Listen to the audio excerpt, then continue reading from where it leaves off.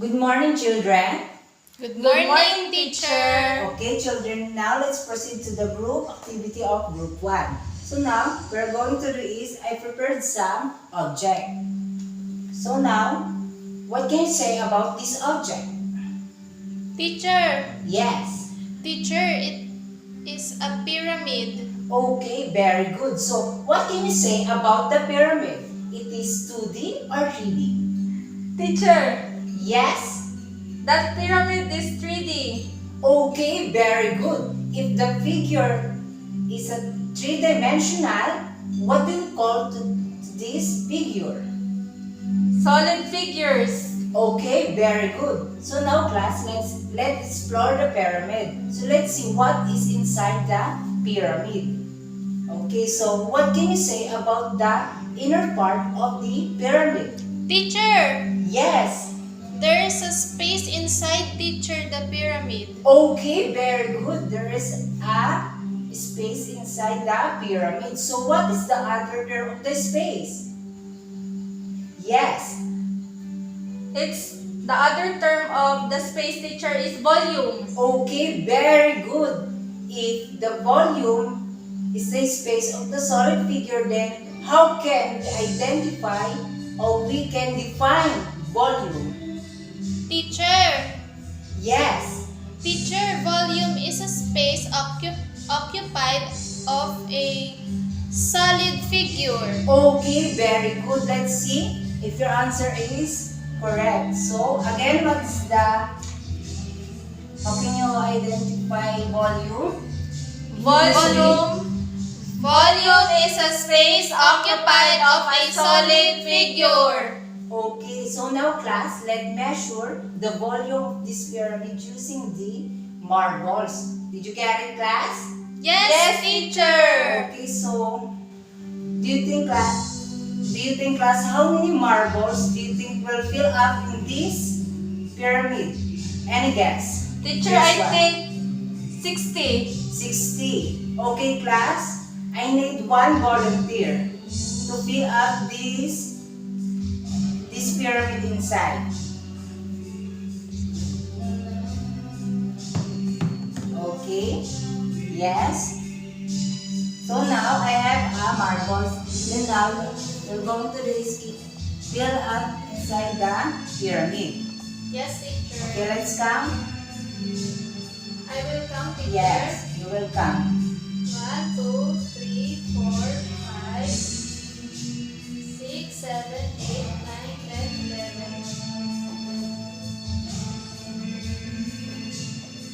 Can you please louder? 57, 58, 59, 60, 61, 75, 76, 77, 78, 75. 75. How about there's a space? Okay, teacher, I will Just fill up. continue to fill. Yes. 86, teacher. Okay, so again, how many marbles inside the pyramid? Teacher, there are 86 marbles inside the pyramid. Okay, very good. Okay, class, give a round of applause for your classmates. Okay, very good. So now, class, how did we measure the volume of the pyramid? Yes. We measured the volume of the pyramid, teacher, by putting marbles inside the pyramid. Very good. So, who has an idea what do we call the marbles we use in measuring the volume of the pyramid? Teacher, Yes. we call it a non-standard unit. Okay, very good. We call a non-standard unit. So now, therefore, how do we define non-standard unit? Yes. Teacher, non-standard unit are objects we use in measuring the volume of the solid figure. Okay, very good. Let's see if your answer is correct. Again, can you please read? Non-standard unit are objects we use in measuring the volume of a solid figure. Okay. So now, again class, how many marbles fill up in the inside the pyramid? 86 marbles. Okay, so now I will check the answer of group 1. Okay, class, do you think the answer of group 1 is correct? Yes, teacher. Okay, very good. Okay, so now I have a second object. So, did you familiar for this object, class? Yes, teacher. Okay, so what can you say about this object? Yes, Teacher, it is a code. it is a cone. Oh. Very good. So, what can you say about the cone? It is 2D or 3D? It is 3D. Okay, very good. If the figure is three-dimensional, what do we call to this figure?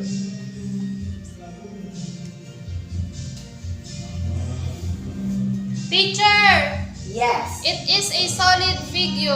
Okay, very good. So now class, let's see what inside of this cone. Did you get it, class? Yes, So teacher. class, what can you say about the inner part of this cone? Yes. Teacher, there's a space inside. Okay, very good. Very good. So what is the other terms of space? Volume, teacher. Okay, the other terms of space is, again class, what is the other term of space? Volume. Very good. So, if the volume has a space of the solid figure, then how can we define volume? Volume is a space occupied of a solid figure. Very good. So now class, again, I need one volunteer. So now we're going to this. Let's measure the volume of this cone using marbles again, class. Okay? Yes, So teacher. again, class, how many marbles do you think will fill up inside this cone? Guess Teacher. what? Yes. Teacher, I think 50 marbles. Okay, let's see now. Teacher, I have another answer. Yes. I think 40 marbles. Okay, so now I need one volunteer to fill up the marbles inside this cone. Okay. Teacher. Yes, coming from MP. 1, 2, 3, 4, 5, 6, 7, 8, 9, 10, 11, 12, 13, 14, 15, 16, 17, 18, 19, 20, 21, 22, 23, 24, 25, 26, 27, 28, 29, 30, 31, 32, 33, 34, 35, 36, 37, 38, 39, 40, 41, 42, 43, 44, 45, 46, 47, 48, 49, 50, 51, 52, 53, 54, 55, 56, 57, 58, 59, 60. 60 marbles, teacher. 60 marbles. Okay. So now, again class, how many marbles? 60 86. 86. 86, teacher. Okay, very good. So now class, it's 86, very good. Not 60. So now class, how did we measure the volume of this cone? Teacher, Yes. we measure the volume of the cone by putting the marbles inside it. Okay, so who has an idea what do we call the marble we use in measuring the volume of this cone? Teacher, Yes. it is a non-standard unit. Okay, very good. So now, now how do we define non-standard unit? Non-standard unit are objects we use in measuring the volume of a solid figure. Okay, very good. So now class again, how many marbles? 86 marbles. Very good. Okay class, so now, did you understand our discussion today, class? Yes, teacher. Okay. So now we will check your group activity. Okay, for the group 1, got 10 points. And for group 2, got 10 points. Okay. So now, you got the perfect score. So now, again,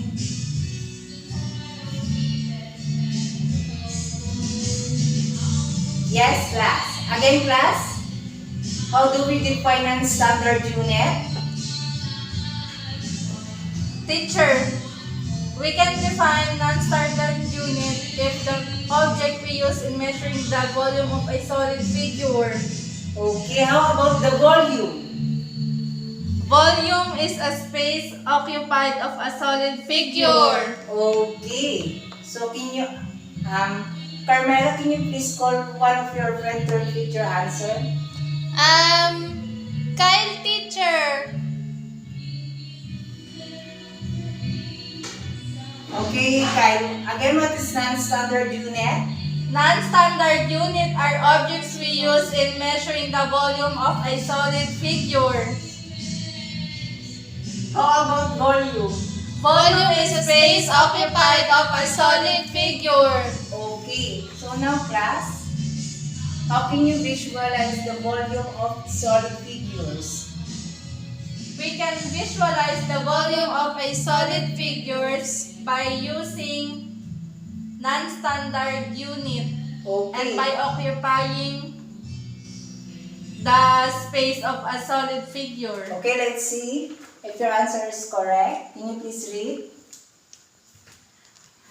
We can visualize the volume of solid figures in different situations using non-standard unit by identifying the solid figure present and how many units will be used in order to find out the volume. Okay, very good. So now, class, did you get our lesson today? Yes, teacher. Okay, goodbye and thank you, class. Goodbye and thank you, teacher natin.